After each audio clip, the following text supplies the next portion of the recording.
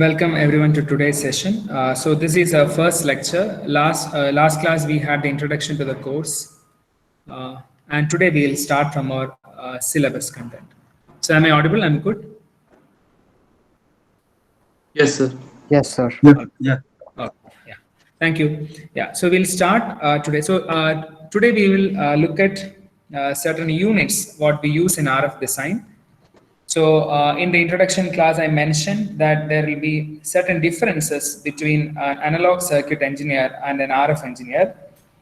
Differences in the quantities we use, difference in the units what we usually take to do measurements. So our first class we'll start with the units what we use in RF design, followed by some numericals, and if time permits, I'll start with the next topic. Right. So all these comes under the heading basic concepts.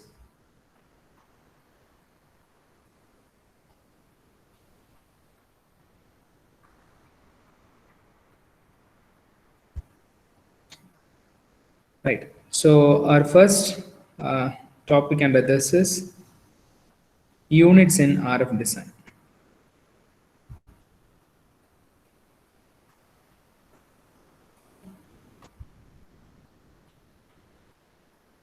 Right. So generally, to express signal levels, and to express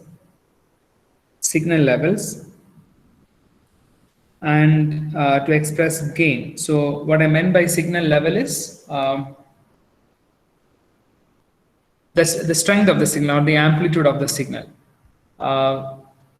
Not exactly amplitude. Generally, I am coming to the point. So generally, signal level and gain. So these two things are generally expressed in terms of decibels. So we express in decibels as power gain or voltage gain. Right? We use AP or AV. So signal levels are expressed in terms of signal levels, and gain are expressed in terms of power gain or voltage gain. Right. So how do we define voltage gain AV? Say you have an input signal V in and output signal V out, and both we have RMS values. If RMS values are available, we generally express voltage gain in dB as 20 log V out by V in. Okay, this is the usual notation. Similarly, power gain is also expressed in decibels as 10 log output power by input power. Right. This is how we express power gain and voltage gain. And so when you express this power gain or voltage gain, we used to measure input and output voltage across certain impedance. Right. So generally, if at all it is not mentioned, generally the resistance or the impedance what we consider in RF is 50 ohms. Now, if you ask me this question, why this 50 ohm? This 50 ohm is actually the value which is obtained by considering minimum loss in a system and maximum power handling. So by considering minimum loss and maximum power handling in a system, resistance turned out to be 50 ohms. And generally, if resistance is or the impedance, if it is not mentioned, we take it as 50 ohms. Right. So input and output voltages are measured across this 50 ohm impedance if it is not mentioned. But in the case of RF systems, the input impedance and output impedance need not be equal always. In most of the cases, we will specify, especially when we look for a transceiver where we have a lot of circuit blocks connected in cascade, we will definitely look at the input and output impedance of each stage. Right. Now, but one interesting thing is the voltage gain value will be equal to power gain under the condition if input and output voltages appears across equal impedances. So if we measure input and output across equal impedances, that is not the case always, but if we measure input and output across equal impedances, the voltage gain and the power gain turns out to be the same. And it is evident and it is clear from these two expressions, right? So this is one common way. So when you have a transceiver chain, when you have various blocks connected in cascade, we often express the voltage gain and power gain of such blocks. One example is, say, something like this. You have an antenna followed by certain blocks, say LNA. You have another block of mixer, and you have further down you have several blocks down. So if you want to analyze, so analysis in the sense, we will be shortly seeing the various parameters we are interested. So for each and every analysis, we need to know the individual gain, the gain of each stages, right? So in certain times we will write it as power gain, or certain cases we will write it as voltage gain, but both remain same if it is measured across equal impedances. That is one thing you need to understand, right? So so this is something very familiar to you. So voltage gain and power gain. Now we will look at one important unit, that is nothing but dBm. So what is dBm? Can I get some response in the chat? What is dBm?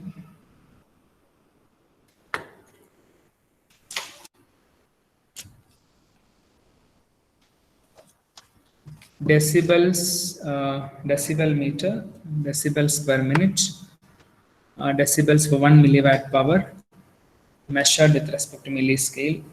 Yes, relative to 1 milliwatt. Very good. Yes. Yes. Thank you for the responses. dBm is basically power in decibels, but it is referred to 1 milliwatt. So what does it mean by power in decibels referred to 1 milliwatt? Yeah, as some of you suggested, it is decibels relative to 1 milliwatt. Yes, it is always related to 1 milliwatt. So for that reason, we call this as an absolute measurement.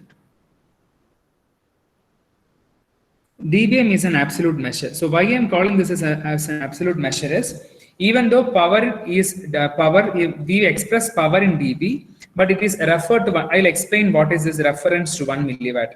Since it is always referred to 1 milliwatt, we will not consider this as a relative measurement. Rather, we consider this as an absolute measure, right?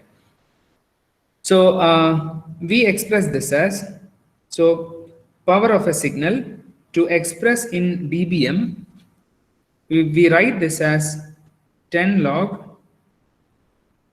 power of the signal divided by 1 milliwatt. This is how we express. We'll try to understand what is this. So power of a signal in dBm is measured as 10 log power of the signal in watts with respect to, or divided by 1 milliwatt. Now, shall I ask one question?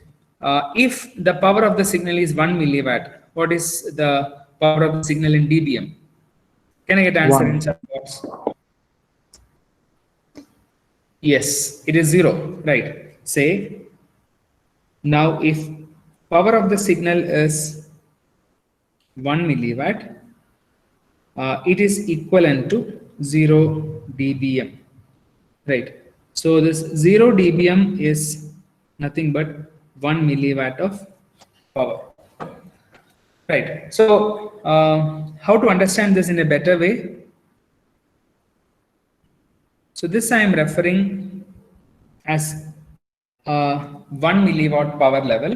1 milliwatt is same as 0 dBm. Now all the measurements are made with respect to this 1 milliwatt. So say if I now for example, say I want to I hope this is clear. We are expressing signal power in dBm with the help of this equation 10 log P signal by 1 milliwatt. Now, power of if the signal power is 1 milliwatt, that is equivalent to 0 dBm. So I have marked the level here as 0 dBm is equivalent to 1 milliwatt. Now all the other power levels are defined with reference to this 1 milliwatt level. For example, say there is another level minus 10 dBm. Right. So when I say minus 10 dBm, what does it mean? It is 10 dB away from this 0 dBm. So I can actually mark it as this. So 10 dB from 0 dBm towards the other side will give you minus 10 dBm of power level. So this is a new power level. Or I can say that 0 dBm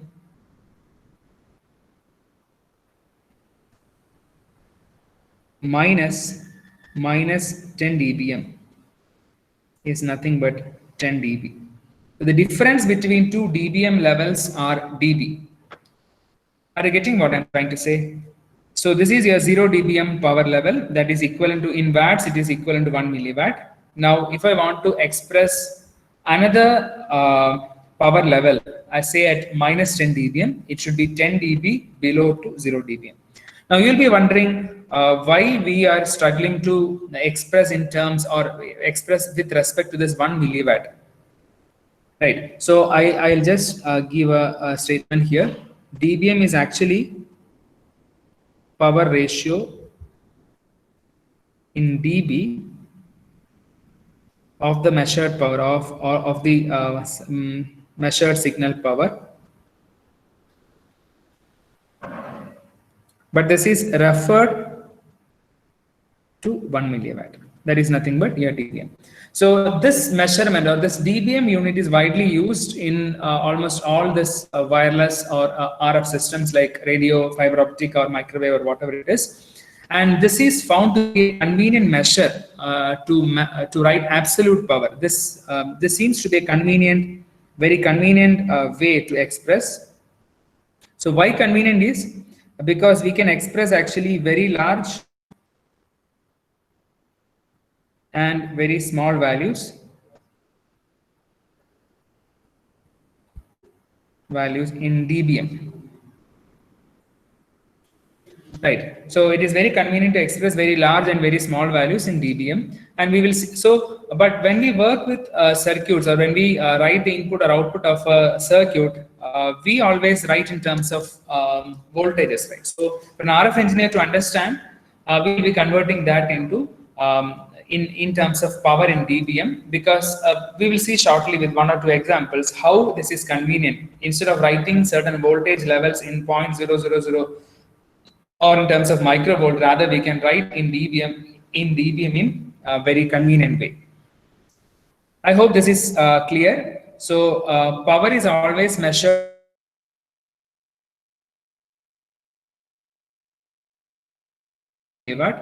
and 0 dBm is equivalent to 1 milli. So all the other power levels are defined from the 0 dB, and the difference between two dBm levels are dB. So maybe with one simple example, we will see how it is. So I will give a question and you can try out. So the question is, find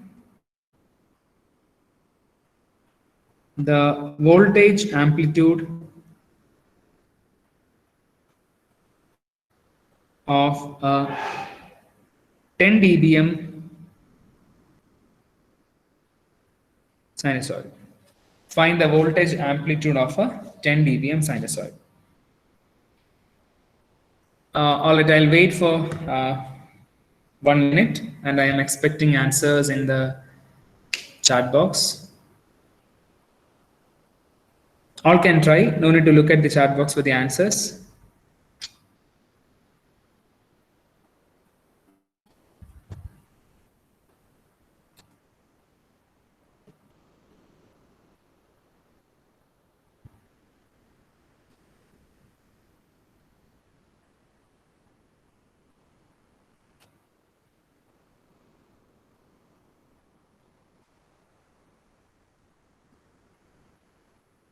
Any answers? The question is, if I'm getting certain answers. 10 milliwatt, 10 millivolts, 10 millivolts. Okay. 0.1. Okay. 10 milli. All right. Let's see how to work out. So I know the standard definition, what I just mentioned here. Power expressed in dBm is equal to 10 log into 10 log of P signal by 1 milliwatt. Now, how will I express this 10 dBm power? So 10 dBm sinusoid is nothing but the power level of the sinusoid, which is written in terms of dBm. So 10 dBm can be written as 10 log. I don't know what is the power of that signal, that specific signal in watts. So I'll write this as P signal divided by 1 milliwatt. This is what I know from the definition. Right. So power in dBm, from definition, this is what I know. Now I will make an effort to find what is P signal from this. What is P signal? I can find P signal from this, and if you calculate, you will get it as 10 milliwatts.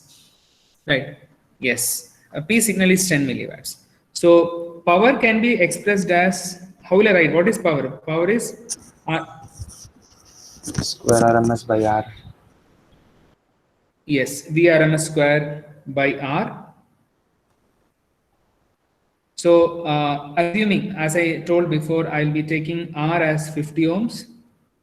And with that, if I evaluate, I'll get VRMS as say 1 by root 2, right? It will be 1 by root 2. So how to get P peak? VRMS is peak voltage by root 2. So I'll get peak voltage, which is nothing but the amplitude as 1 volt. Right. So if you have a 10 dBm sinusoid, the voltage amplitude will be equal to 1 volt. This is how to get, just directly by taking the definition of dBm, and I'll write for 10 dBm, get the power.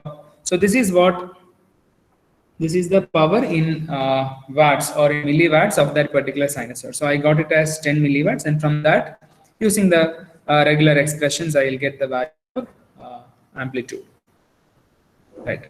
So this is an easy form, and this we often do in RFICs, even when we take the help of a simulator to calculate. So simulators will directly report to you that dBm. So all the measurements will be in terms of this signal level, dBm only. Right. Okay. Sir, I didn't understand the concept of R equals 50 ohms. All right. Rakshak, yes.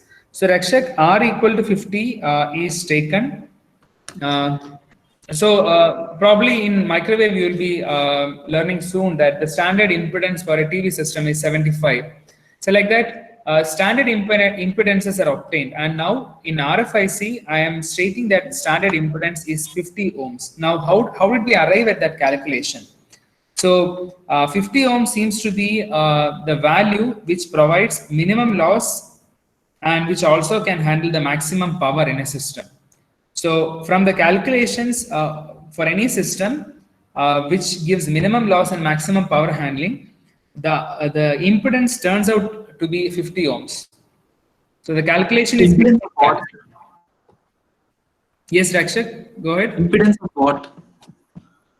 Oh, the input and output impedance of any system, input and output impedance. That is what I have mentioned it here. So, for example, so now find the voltage amplitude of a 10 dBm. Can you just hold on? I'll be taking one more example. So the voltage amplitude. So here, what you need to understand is when I am asking you to find the voltage amplitude of a 10 dBm sinusoid, I can assume that I have an amplifier. And this 10 dBm is a power level which I am actually measuring at the output of an amplifier.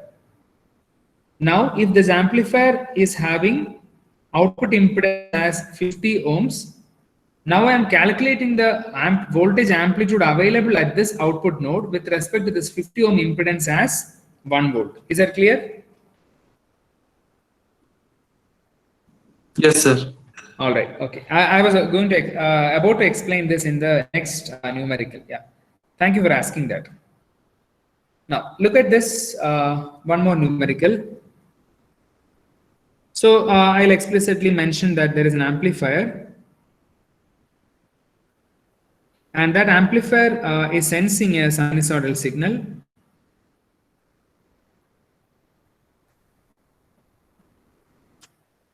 And after sensing that sinusoidal signal, that amplifier is actually delivering a power of 0 dBm to a specific load. Say it is equal to 50 ohms. Now you are asked to find the peak-to-peak voltage swing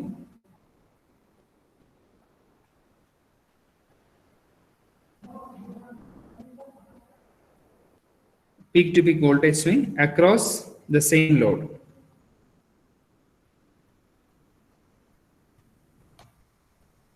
All right. So can you try this? The principle remains same. Only thing is we have taken the calculation to the output of an amplifier. That's all.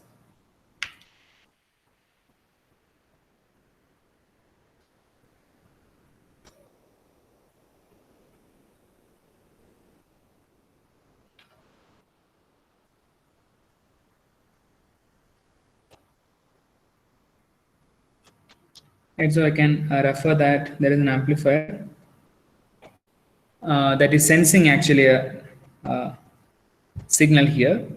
After sensing, this amplifier is actually delivering some power. That power is 0 dBm. And that is actually delivered across a resistance. And that resistance value is 50 ohms. So find the peak-to-peak voltage swing. Maybe along with that you can find, yeah, definitely you will be getting all these things while calculating peak voltage and RMS voltage. You can find all these three.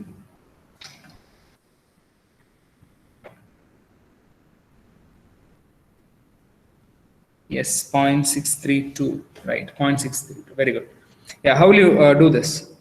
So to calculate this, we know that output power is given that output power is 0 dBm. So in watts, I know that 0 dBm is equivalent to 1 milliwatt, right? So this can be equated to the RMS square voltage divided by resistance. So from this, if you calculate VRMS, I'll get it as, I think it is 223.6 millivolt. That is your RMS value, RMS voltage. And from that, I can write the peak to peak. Peak to peak will be, yes, 0.632, or it is 632.4 millivolt. You can write peak value as this voltage divided by 2. Right. So this is how you will calculate the voltage in terms of millivolt from the dBm, or the conversion between dBm and this millivolt calculations, right? So similarly, we'll see one more different type where we'll involve the gain of a system also. So let me define it as a GSM receiver. So you are working with a GSM receiver, and that receiver is actually sensing a narrowband signal which is having a level. So level doesn't, it means that it is the power level, right? Level of minus 100 dBm. Now, if the front end amplifier, so there is a front end amplifier for this receiver, which is providing a voltage gain of 15 dB. Now you are asked to calculate the same thing. Calculate the peak to peak voltage swing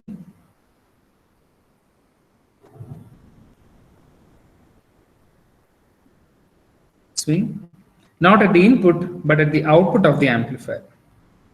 So everything is defined at the input, but now you are asked to find the peak-to-peak voltage swing at the output of amplifier. Right. So can you try it? So GSM receiver, the power level is minus 100 dB, and there is a front-end amplifier. So that is having a voltage gain of 15 dB. Now we are asked to find the output voltage swing of the amplifier. Now, how to understand this? Maybe I'll just give a pictorial representation. There is an antenna, and so this is what your GSM receiver is. But at the front end, soon after the antenna, there is an amplifier. That is information what we have. Right. So the entire block is a GSM receiver, but we are looking only at the front end amplifier. So this antenna is receiving a signal which is having a level, power level is minus 100 dBm. This is what antenna is receiving. And this amplifier is providing a voltage gain, say of 15 dB. This is the voltage gain. Now at the output, again, I'm assuming that there is a resistance whose value is 50 ohms. Since it is not specified, I'll consider as 50 ohms. And I'm interested to find the peak-to-peak voltage at the output. Yes. 35.56, that is the correct answer. So others who are trying, you can still try, you can wait for 1 minute.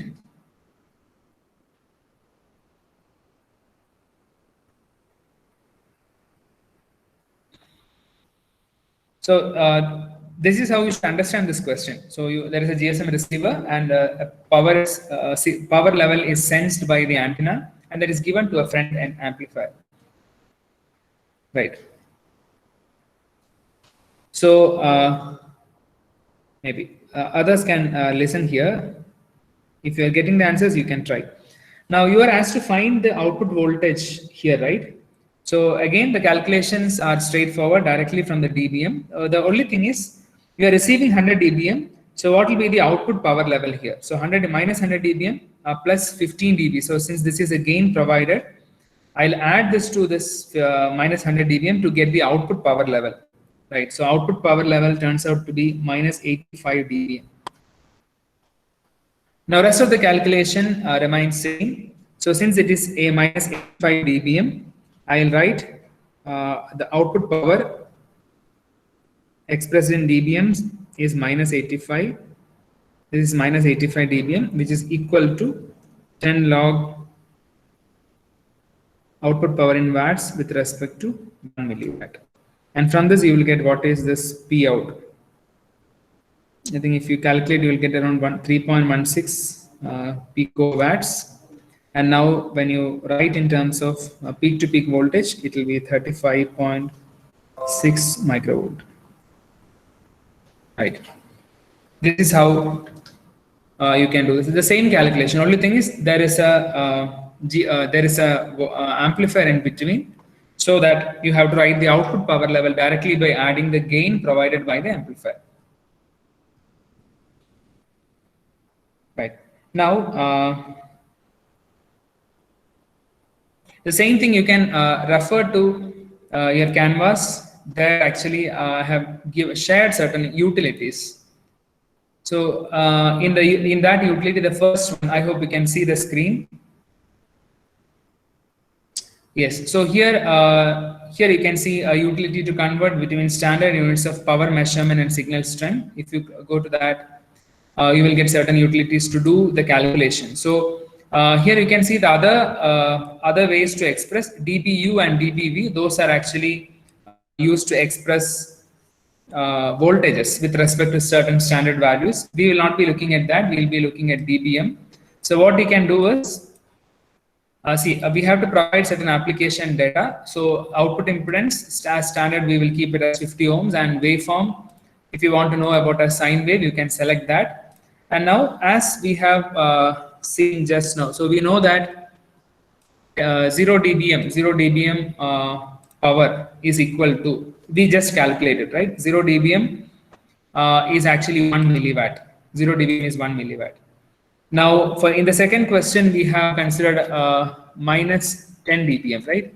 So if I put minus 10 dBm here, we will get the RMS value. So we calculated both RMS and peak value for that. So RMS value is sorry, we did for 10 dBm, right? Not for minus 10 dBm.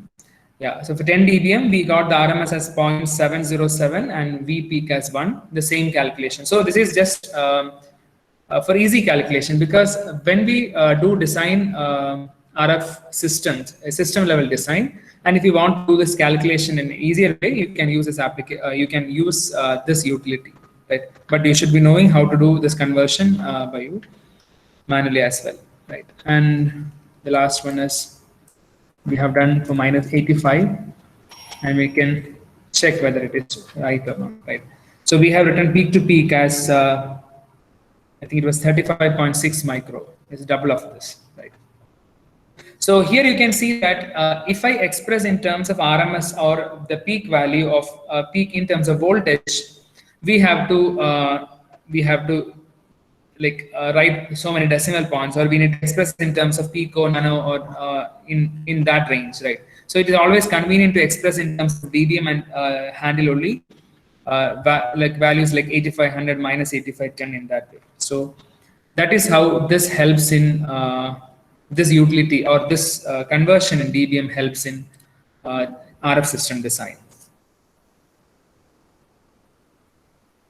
So you can have a look at that.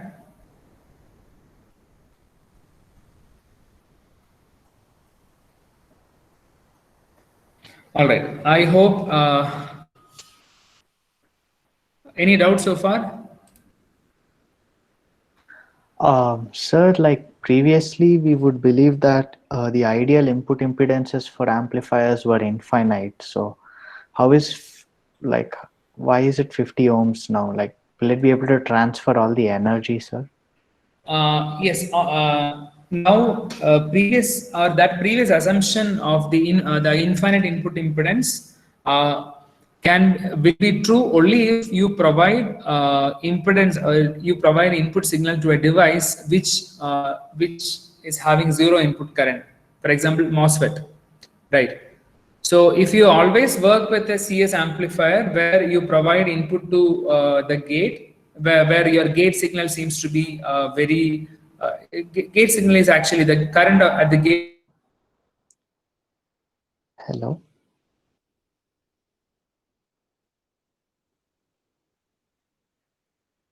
All the configurations of amplifiers, say CG, in many cases we use CG amplifier. So when you look at CG amplifier, the input impedance is nowhere close to infinity. So the input impedance seems to be very low, right? Not only for the input impedance part, even for the output impedance of a common source amplifier is not huge, or it turns to be a value which is not infinity. So the concept of dealing with infinite input impedance, or again that depends on what kind of amplifier we are referring to, whether the amplifier is a voltage amplifier or a current, or what type of amplifier basically it is. So in general, I can say in RF systems, we deal with all the configurations. So we cannot always say that input impedance will be infinity. Right. Like, as in, like, ideally we want it to be infinity. Yes, yeah, that is true. So now when you say ideally we want it to be infinity, is only the case with the voltage amplifier, right? Okay. Not the case with the other things. So in RF systems, when we start our different circuits, for example, from LNA and so on, we will be definitely looking at a common gate amplifier. And common gate amplifier is one of a promising candidate which serves as a very good noise cancelling LNA. Okay. So what then in a common gate amplifier, we have to look for a low impedance there. Oh, okay, sir. You're getting what I'm trying to say. It is not always the matter of infinite input impedance, what we can really work with in circuits. Oh, okay. So since we are not exactly transferring the voltage signal, so infinite impedance may not be ideal. Yeah, again, that depends on the configuration or the circuits what we use also. Okay.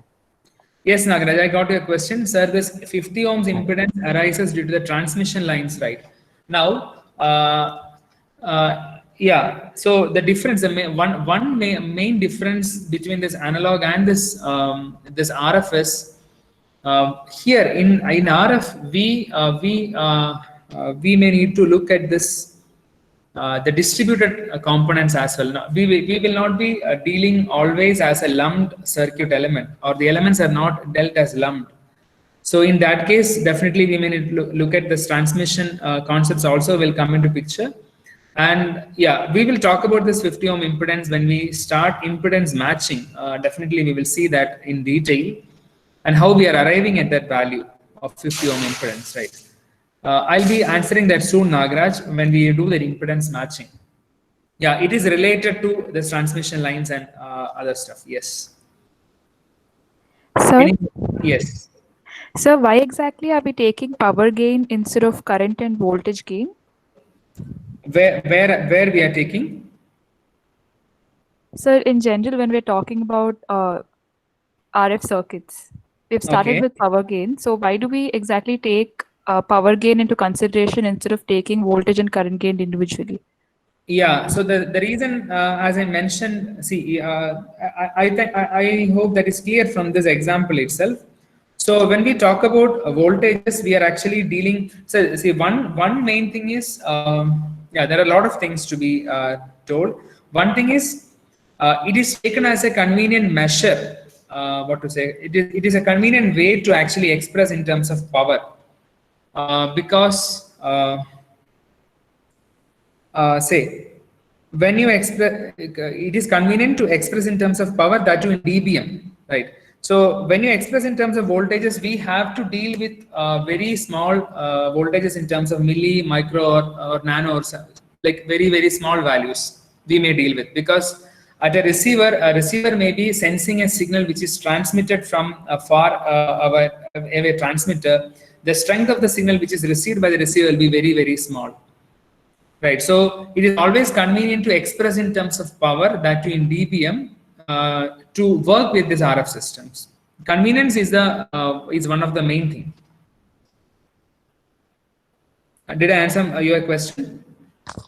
Yes, sir. All right, thank you. Any more questions? All right, so I can take. Yes, Nagraj. And I also think, just it's my opinion, I don't know the backdrop, but I just think that a voltage gain in every case doesn't necessarily mean amplification, right? Because for example, if we take a transformer which has lower turns at the input and higher turns at the output, we get higher voltage, but that doesn't necessarily mean amplification, because the current is going down by the same amount. Yes, So yes. in general, power is the term which is used to measure the real amplification, right? So Yes. yeah, so is that also the reason why power is in general taken, or What was the last point? is that the reason why they emphasize on power calculations or power gains, sir? Yeah. One way it is true, because if you look at an RF chain where you have a lot of blocks, we may not be looking. Yeah, we may not be looking at amplification factor of the signal at each stages, because we may have filters in between. We will have mixers, or we will have many components in between. So it is very apt to express in terms of power rather than in terms of voltage. And whatever voltage gain we write here, that is also actually derived from the power, right? So when a Yes, signal is transmitted, we look at the power, and from that power only we will detect the strength of the signal in terms of amplitude. yes, sir.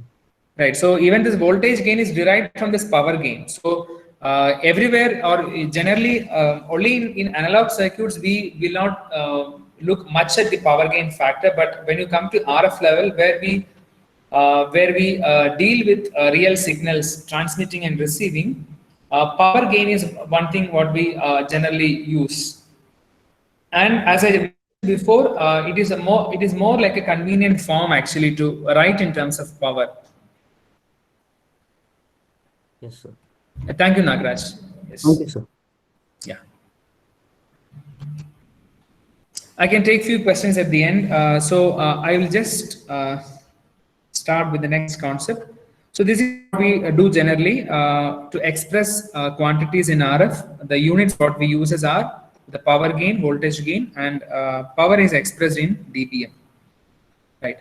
Now, moving on, I just want to start with some of the issues in RF design, or certain things what we generally do not consider in analog design have to be dealt in RF. So we will look at such things first, right? So I'll be considering an amplifier, and I call this amplifier as an ideal amplifier. So this turns out to be an ideal amplifier, ideal in all respects. So now, say I have an input signal to this amplifier of this level, and this amplifier is providing a gain, and because of the gain I'm getting output.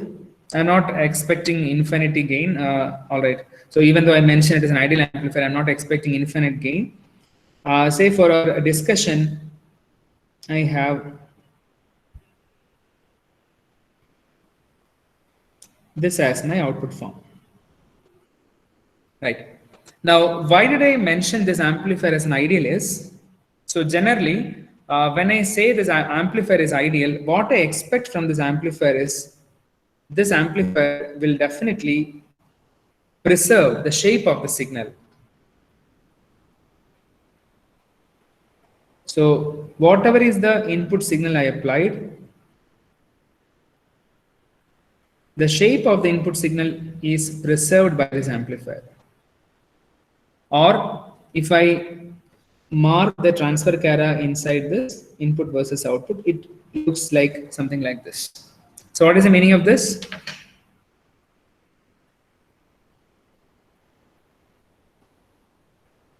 An ideal amplifier is also a linear one, where the amplifier can in fact preserve the shape of the input signal. Right.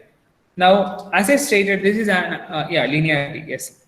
So as I stated, this is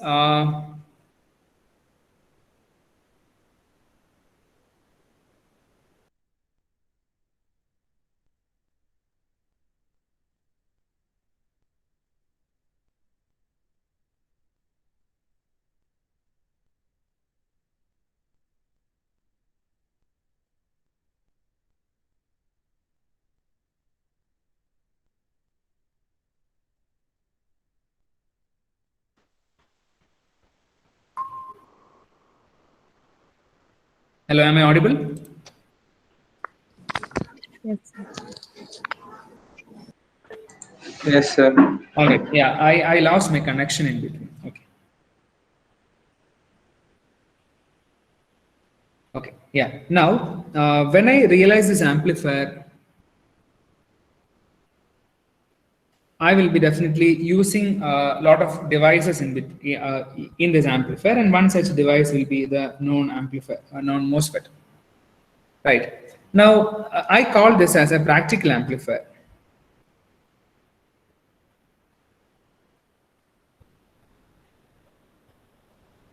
So when I say practical amplifier, it will have all the practical aspects, and I know that the device what I use is not a linear device. MOSFET is in fact a non-linear device. So what can happen with this is, when I work with non-linear circuits, say if I am providing an input signal of this form, the circuit need not be there, or the circuit can actually circuit may not preserve the shape of the input signal, or in sometimes I may draw the output signal in this form. It can be any form. So what I meant here is, since I'm using a practical amplifier with a lot of non-ideal or non-linear components or devices, that can result in a non-linear amplification, and thereby the shape of the signal may be destroyed, or we call this as distortion. Right. So whenever the shape of the input signal is not preserved, or whenever the shape becomes like this, we call this as distortion. Right. Now, if I look at the reason for this distortion, I understand that the input signal level is not preserved because of the non-linearity of the device what I use inside, and therefore non-linearity is one of the main concern in a RFIC. Right, we'll deal this non-linearity in very detail. So what I have mentioned here is just with the characteristics of the devices what we use inside an amplifier, right? So we know that in analog or in your analog design courses, you would have heard that even though MOSFET is a non-linear device, we work on small linear segments of the non-linear cara, right? So that need to be preserved here. Otherwise, if your input signal is large, the more likely the chances are there you will be working on the or you'll be pushing your signal to the non-linear part of your graph, and that can cause distortion to your signal. Not only that, even supply limits also can make your signal distorted. So we need to understand, but this non-linearity is generally omitted, or we neglect this non-linearity in the case of analog circuits, but in RF, we may need to look at this non-linearity in very detail. I don't know whether you remember how we understand or how we write the ID/VGS characteristics of a MOSFET, where, okay, I'll take you to that. So non-linearity is one main issue. Along with non-linearity, another issue is noise. Right. Noise. So to talk about noise, I would say noise of both passive and active devices what we use. Right. So you are introduced to the concept of noise in your analog and mixed signal IC design. Here we will look at noise in a little more detail. Right. Now, if I look at why am I considering only this non-linearity and noise here, is because you understood that non-linearity is actually distorting the shape, or non-linearity is basically putting a limit on the maximum level of the signal, whereas this noise is actually affecting, or this affects the minimum detectable signal by any circuit. Right. So if your input signal, depending on the input signal, if the signal is actually applied to a device which is non-linear, it can actually cause distortion to the signal. So the maximum levels may be distorted. At the same time, if your circuit is affected with noise, it affects the minimum detectable signal level of any circuit. Right. So these two things, non-linearity and noise, are of great concern. So in the coming classes, we'll be first dealing with non-linearity and the various effects of non-linearity in the rest of the first unit, and we'll be introducing noise. And here, since we are expressing in terms of power, here noise is actually expressed in terms of noise figure. So we will look at noise figure and the concepts of noise in second unit. Right. This is how these are two major issues in RF. One is non-linearity and another one is noise. So if you have questions, you can ask. I'll be taking to the details of non-linearity and noise in the coming classes. Right. Thank you.